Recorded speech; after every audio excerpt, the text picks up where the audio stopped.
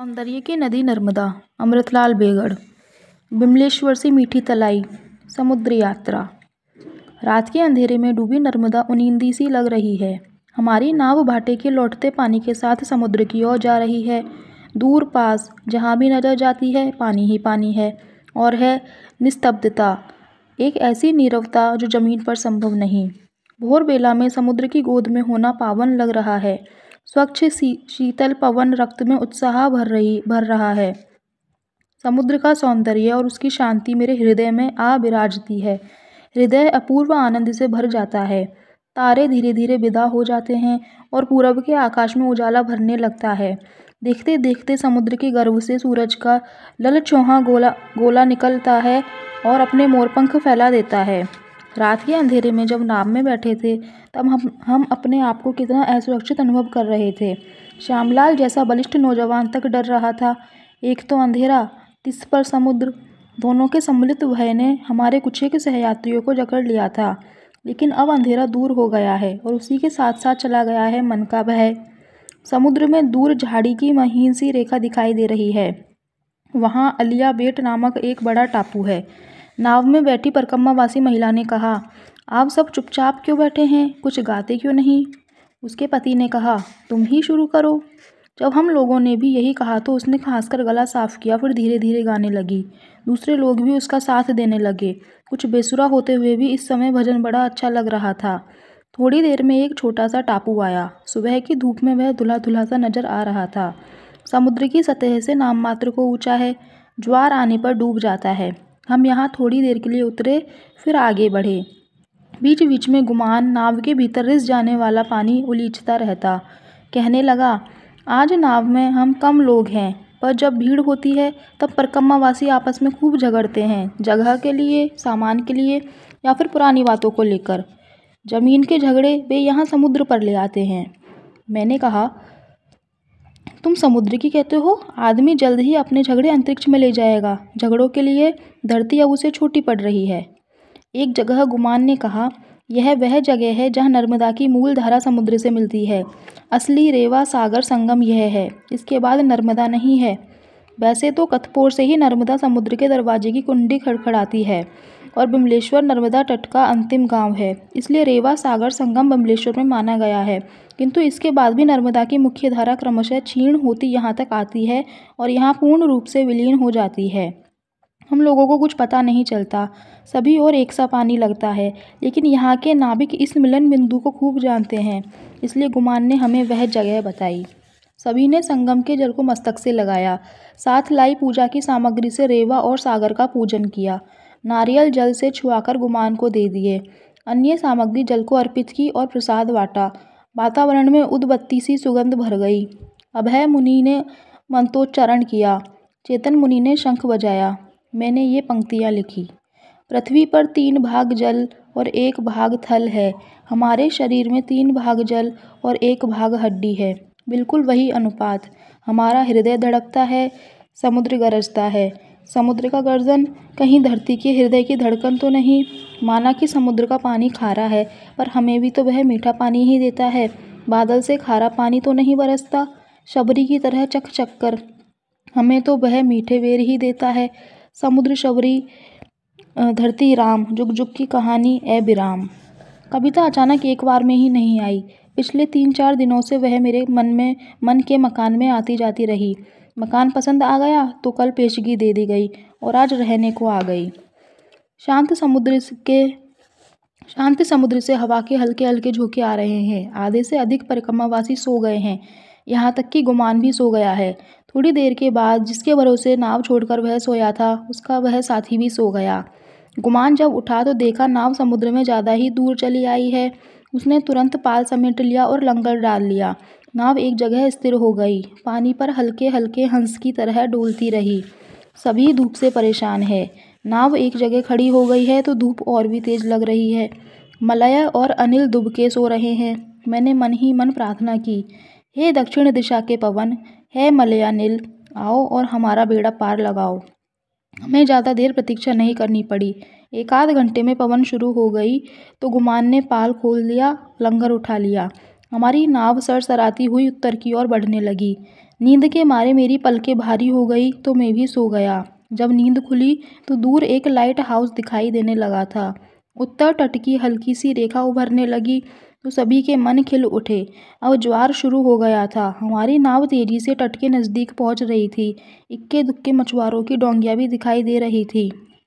उत्तर तट का प्रथम ग्राम है हरिका धाम। इसके बाद मीठी तलाई। दोनों पास पास ही है। मीठी तलाई में रहने की सुविधा है, खास तो पानी की, इसलिए गुमान ने हमें मीठी तलाई उतारा। उस समय दोपहर के 2 बज रहे थे। धधकती धूप में नदी की रेत गर्म कढ़ा की तरह तप गई थी। उसे पार करने में परकम्मा वासियों के पैर झुलस गए थे। दोनों सन्यासियों ने दौड़ लगा दी। कुछ एक ने पैरों में कपड़े की पट्टियां बांध ली। मीठी तलाई पहली नज़र में ही भा गया था। यहाँ है एक मंदिर, मंदिर से लगी धर्मशाला और बरगद का पेड़ जिसके चारों ओर चबूतरा। हम लोगों ने इस चबूतरे पर अपना अड्डा जमाया। सामने कुआं है। पास के गांव जोगेश्वर का कुआं सूख गया है, इसलिए वहाँ की स्त्रियों का यहाँ दिन भर तांता लगा रहता है। स्त्रियाँ घाघरे पर साड़ी पहनती हैं और काम करते समय अपनी साड़ियों का कछोटा मारती हैं। और हर गांव के लोग कुओं का ही पानी पीते हैं क्योंकि नर्मदा का पानी खारा है। कुओं के पानी में भी कुछ खारापन रहता है, लेकिन यहाँ के कुएं का पानी बहुत अच्छा है। समुद्र बिल्कुल पास है। शाम को हम लोग समुद्र तट से चलकर हरिका धाम तक घूमने गए।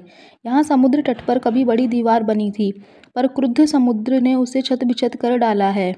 आगे एक जगह समुद्र में कुछ गड़ा सा दिखाई दिया। पता चला कि बहुत पहले चालक की असावधानी से एक जहाज यहाँ रेत में धंस गया है।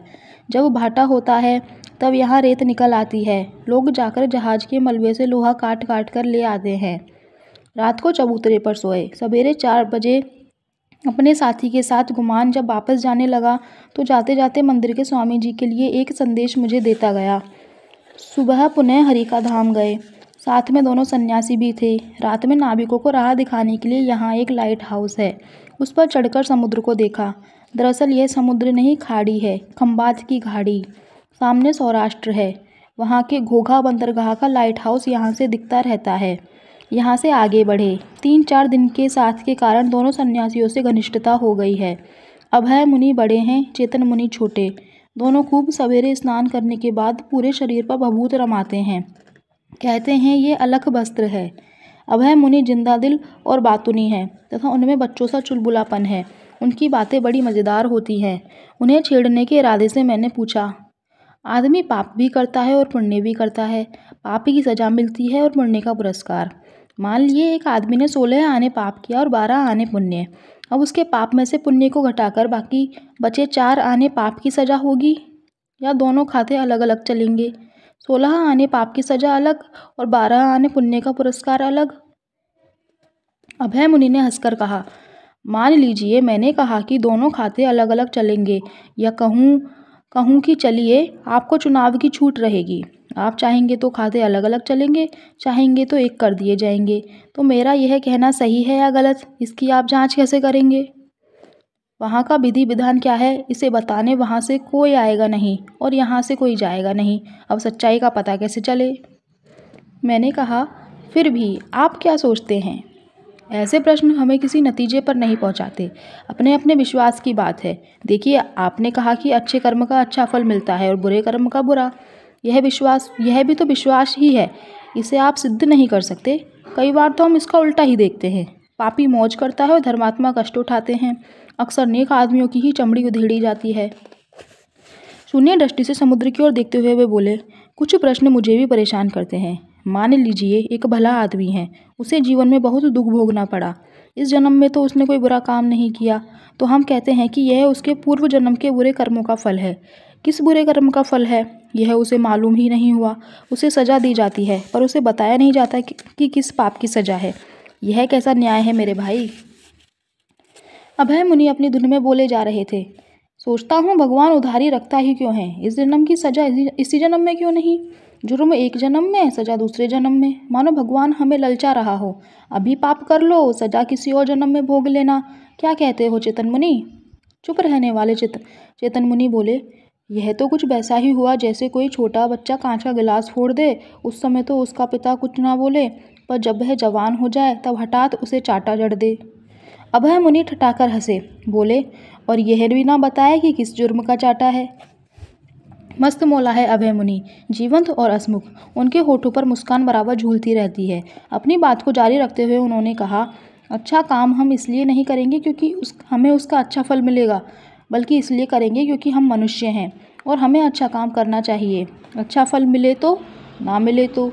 भलापन बाट बटकर की चीज़ नहीं है। भलापन बाट बटखरे की चीज़ नहीं है। हम मंत्रमुग्ध होकर उनकी बातें सुनते रहे। दुख तो जीवन में आएगा, भले से भला आदमी भी इससे बच नहीं सकता। ईश्वर 16 आने सुखी किसी को नहीं बनाता। ऐसा क्यों होता है हमें नहीं मालूम, फिर भी दुख झेल कर भी हमें अच्छा बनना है, तभी हम मनुष्य हैं। इनाम के लालच में अच्छा बनना मनुष्य को शोभा नहीं देता। यह मनुष्य की गरिमा से मेल नहीं खाता। स्वर्ग के चारे की तरह उपयोग हम कब तक करते रहेंगे। आज अभय मुनि रंग में हैं। अपनी भावनाओं के प्रवाह में वे हमें शायद भूल गए हैं। आज वे कोई रुक्ष सन्यासी नहीं, बल्कि एक संवेदनशील कवि लग रहे हैं। कभी कभी लगता है यह स्वर्ग और नरक एक तरह की परी कथा है, बड़ों की परी कथा। लोगों को तो परी कथाएं अच्छी लगती है। हम चुपचाप सुन रहे हैं, वे शब्द में शब्द पिरोए जा रहे हैं। मैंने शास्त्र नहीं पढ़े, धर्म अधर्म का ज्ञान मुझे नहीं, लेकिन जो कुछ सुनता हूँ, जो कुछ गुनता हूँ, उसी पर से कहता हूँ। यह नर्मदा ऊंचे पर्वत शिखर से उतरकर धरती को तृप्त करती है, अपना सर्वस्व लुटाती निरंतर आगे बढ़ती यहाँ आकर समुद्र से मिलती है। जिस दिन यह नर्मदा हमारे भीतर प्रवाहित होगी, हमारा सारा दृष्टिकोण ही बदल जाएगा।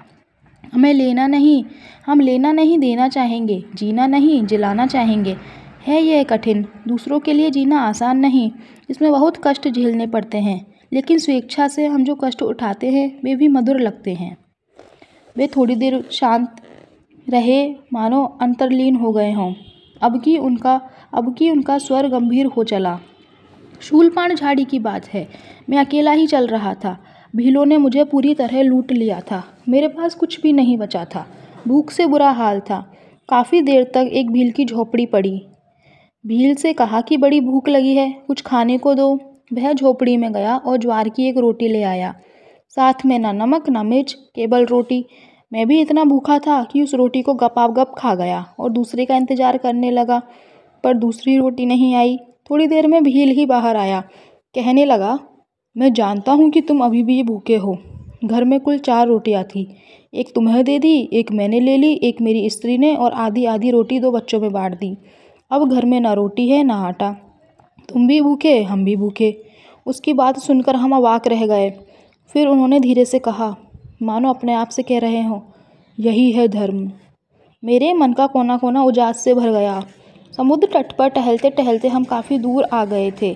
सूने खेतों में से होते हुए कब मीठी तलाई वापस आ गए, कुछ पता भी न चला।